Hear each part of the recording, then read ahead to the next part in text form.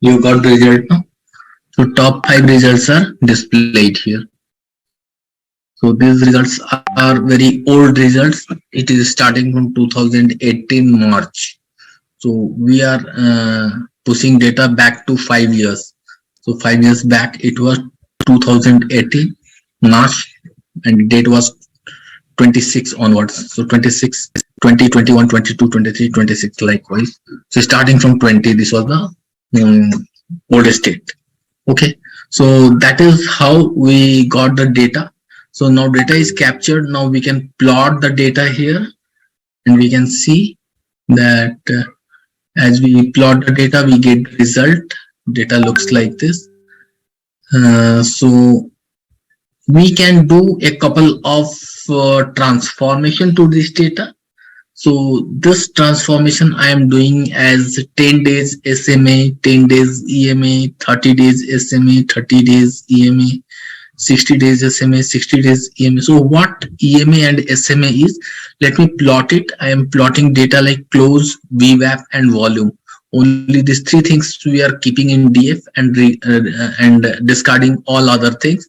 And then from the DF close, we are making 10 days SMA, 10 days EMA likewise. So many different variables we are making.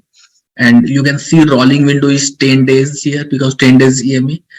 Then 10 days EMA, it is EWM span is equal to 10. Likewise, we put, and mean, we are putting mean everywhere, you can see. So mean has got to play a big role in finding SMA, EMA and all. But SMA is like simple mean, and this EMA is like exponential mean. So this 10 days is a simple moving average, then 10 days exponential moving average, 30 days SMA, 30 days EMA, 60 days SMA and 60 days EMA.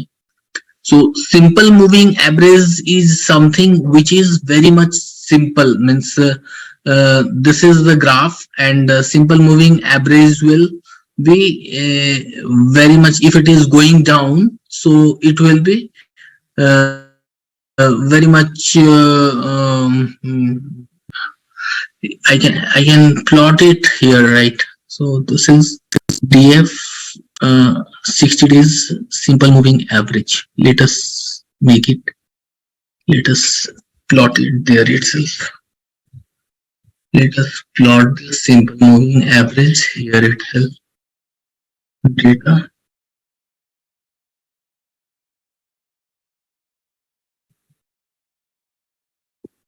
Data. 60 days simple moving average. Data close.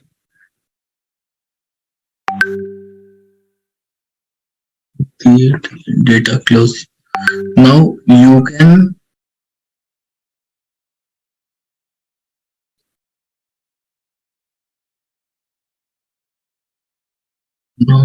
write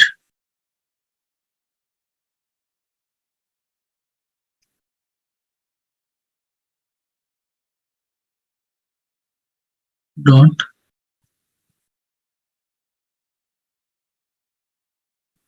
plot.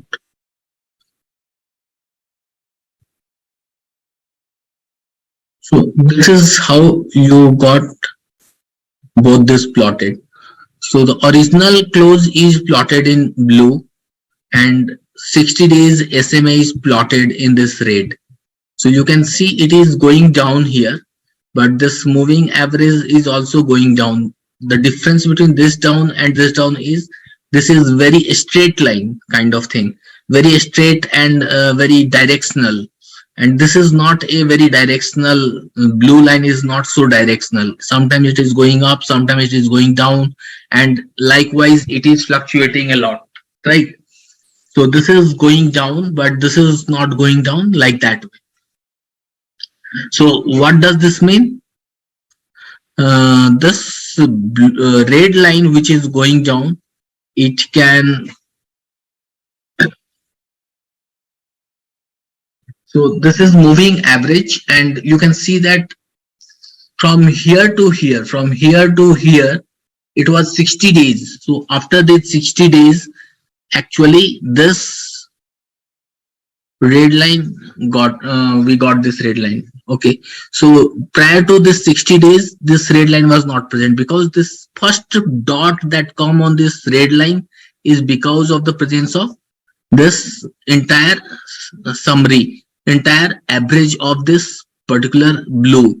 So whatever blue has been there till this one, entire average is pointed at this point.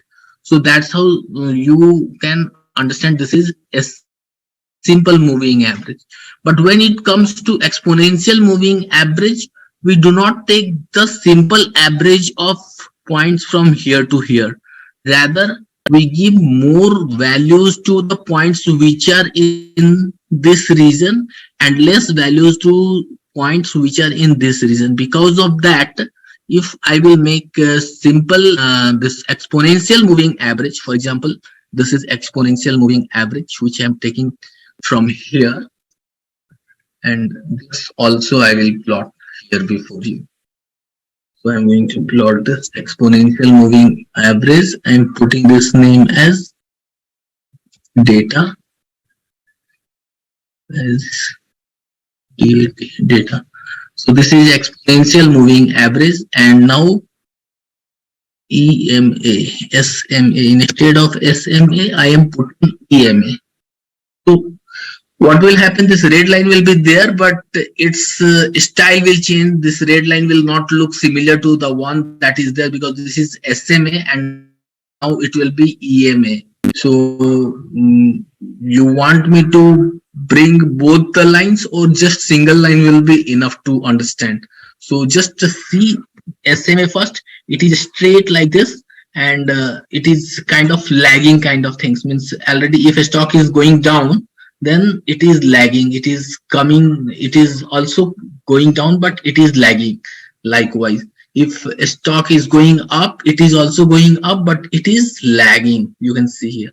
But if we put this EMA, if we run this EMA and we see here, EMA is not like SMA. You can see that EMA is starting right at the start itself, and it is just it starts with the very previous day, and this is 60-day EMA, and still it is like this, and it is very close to the stock. So the way stock is moving, this EMA is also moving. It is neither lagging too much nor it is preceding nor it is going ahead too much. It is very much aligned with the stock because it is exponential moving average, and its value, it's at any point of time, like this is the any point of time you measure the value, it will have its value. So all this you can create, and when you will take the difference of the two, that's mean this SMA and EMA, so that is what I am taking here. So I was saying that this one I took here, and after that, this is the difference I am taking for 10 days differences. So you see that in the 10 days SMA versus EMA versus SMA, we have many ups, many downs. You can see here. So you have many ups, many downs. So you can see here, this is, you can see here there are many ups and many downs. Then we have this, we have many ups and many downs. So, but for 30 days difference, the frequency is less.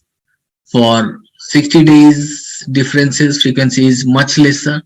For 10 days difference, frequency is very high. And we have and in our algorithm, the algorithm that I have designed, I have kept like 10 days difference I take for any higher number of steps. Suppose I'm talking about 200, 400, 800,000, so many steps are there. So I'm talking about 200 steps. So if at 201 steps of 10 days difference, it is greater than 0, and 200 days it is less than 0. So it is going from negative to positive means it is increasing. So it is increasing, it is going up at particular point like this point. If it is going up from negative to positive, then what we say, buy append, we are buying at that point. And if it is going negative at some point, so at some point, suppose this is one point where it is going from negative to positive to negative, then at that point we are taking sell signal. So that is what we are doing, we are taking buy and sell signal at different. So this is my algorithm. For example, if you want to do trading, then you will come to know like this. And now I'm checking the efficiency of this trading by taking by doing all this total buys and total sales. We are initially having 0, and then we are buying, we are doing some buy, and then we are doing some sell, and we are taking the total number of buys, total number of sales, and that we are seeing here. And then finally we are taking, in the scenario, we are taking total sales minus total buys into 100 by, then this way we are dividing the volume and all. So we are taking how, what is the total percentage profit we are getting in this scenario. So let us see that what algorithms we have put. So this is there, and in this particular case I see we are getting 33% of loss in the scenario 1. Then scenario 2 we are taking, scenario 1 was that we are having this one case, 10 days differences. 10 days differences, in this scenario we are getting around 33% loss. Now we are having second scenario.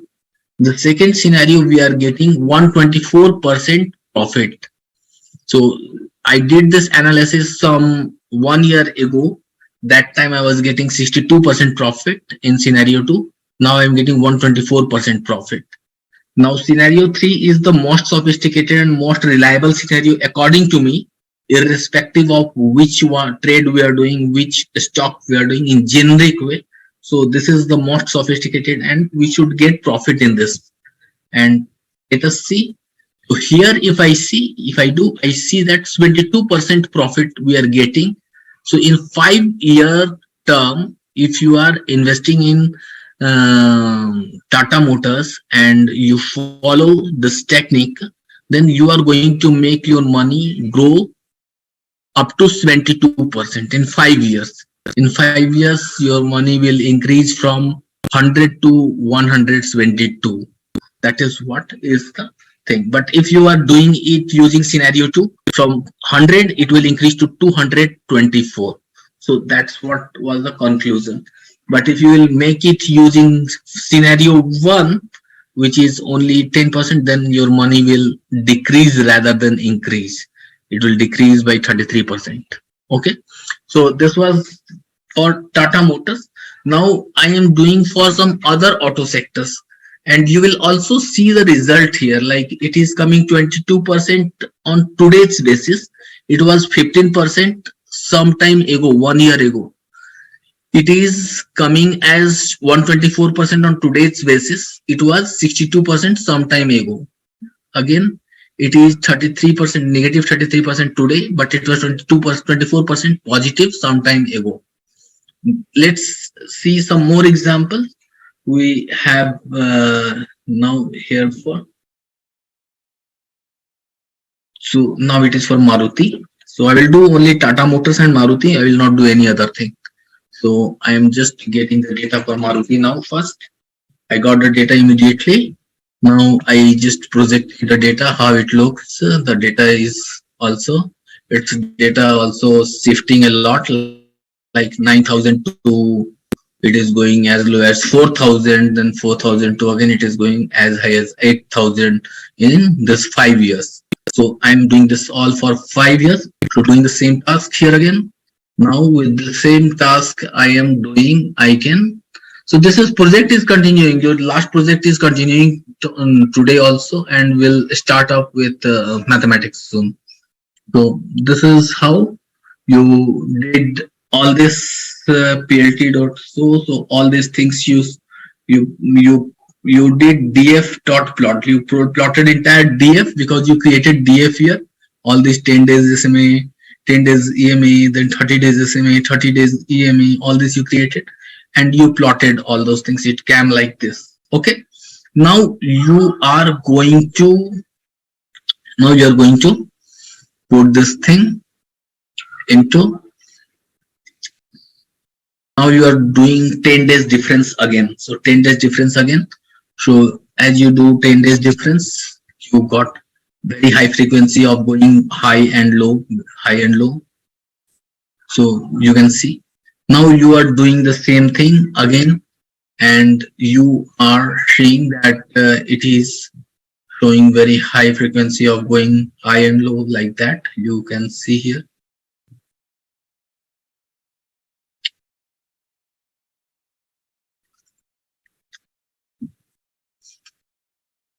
So you can see this is 60 days EMI. So difference of EMA versus SMA. I found this difference very useful. That's why I'm still using it. So all this is done here. You could see. So now you are going to reap the benefits of this, because every time it is going from low to high, high to low or low to high, we get sell and buy signal. So there are very less signal, there are more signals, and there are extremely many signals. And if I will do very high frequency of buy sell, lots of cost associated with brokerage will also take away a lot of money. So that I am not counting. If I will count that also, then this is going to be the most destructive scenario. But still we are having this in our framework. So now let us see that we are going to have, we have seen 60 days difference, then 50 days we are also trying to have. So this things is not required. We can remove this. So now let's start with 10 days difference scenario and see how much profit we are getting. So now we see that we are getting negative profit 11% in 5 years. Earlier it was minus 8%. Now it has increased to 11%. Now we are having with 30 days scenario. We see the profit is, earlier it was 54%. Now it has become 42%. So now the case of 60 days difference. So this is also not a very beneficial. So based on this, this is kind of my way of doing some analysis. So I just displayed you that this is one way of framework you can have. You can analyze your stocks, your portfolio, and everything on historical data. And based on historical data, you can take some rational decision on the future value. So this was all historical data valuation, and based on that you can take some future decision. Anything you are asking? Okay, so that is what I am saying, that it's good that we always look into different approaches. This is one of the approach I tried on my experimental basis. You can also try other approaches, and you can try to find out some ways through which you can analyze historical data of stocks, and you can also analyze its latest current features, like how it is trading with in the economy, how it's having its competition with other peers, and also how it is having various kind of various kind of strategy through which it is dealing with other related partners and all.